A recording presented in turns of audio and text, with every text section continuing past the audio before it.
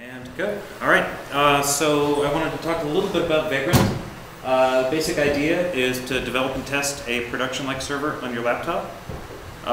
So what's up with the hipster name? I don't know. All the Ruby guys seem to use hipster names and crazy logos and giant buttons. So that's just what it is. The mascot has some sort of scruffy beard, must represent some sort of hipster ideal. Basic idea, so run one or more boxes on your development laptop that basically looks, feels, and smells like a production server.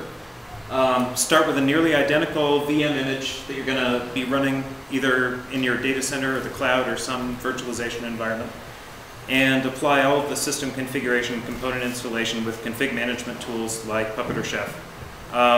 And really, Vagrant is just a bunch of useful wrapper scripts around VirtualBox's command line API and the Puppet command line API.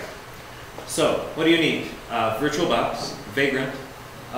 You need a box, so you need a baseline image. There's a bunch on the Vagrant site. So they ship a Ubuntu one by default. We do a ton of our stuff with CentOS. If you want a minimal CentOS box to start with, I've built one. You can grab it off my S3 account. And you basically register it. You basically add it to your system. It'll download from a URL, copy it to your home directory, and verify it. The next thing you do is initialize it in some directory. So here I have, in my terminal window just here earlier, I downloaded the box, added it. You can see I already have it in my catalog, so it's going to complain. I did an init, so that created this thing called a Vagrant file in my directory. Think of that like a make file for virtual machines. And then I just ran Vagrant Up, and that brought up the virtual machine, imported it, and set up the networking. So now I have a running VM. So VirtualBox knows that this guy is up and running, not doing anything useful right now. I can do Vagrant SSH, and I can get into the box. And this is a very minimal install, so it's not doing much except running DHCP and SSH and the VirtualBox tools. So now we want to do something useful with our box. Let me go back to my notes.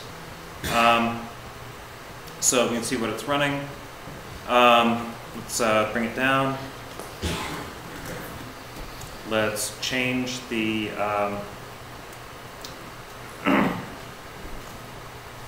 while that's running,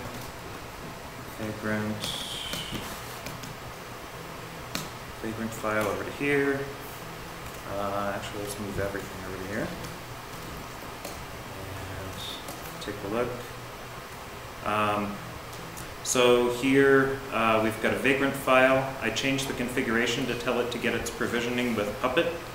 I created a Puppet configuration file. So here I've got my node and our company's default Linux installation and my repository server.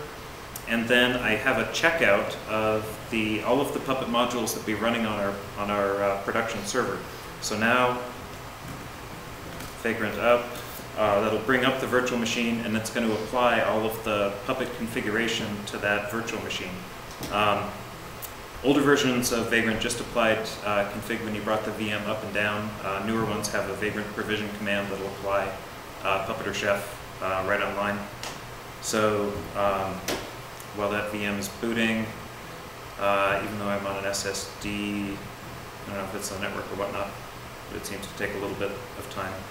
On a fairly capable machine, this will boot up in about 3 seconds. The other benefit of a virtual machine, and we'll see what this can do in 30 seconds. The danger of a live demo with unpredictable times here. Alright, we got CentOS. So now this thing should start applying Puppet recipes as soon as we start. And so you can give this thing the identity of an Apache server, a Tomcat server, one of your database servers. Okay, here we go. Running Provisioner's Puppet. And Puppet, unfortunately, is fairly slow, so I will run out of time. But if anybody wants to see this later, I can run through this on my laptop. Thanks.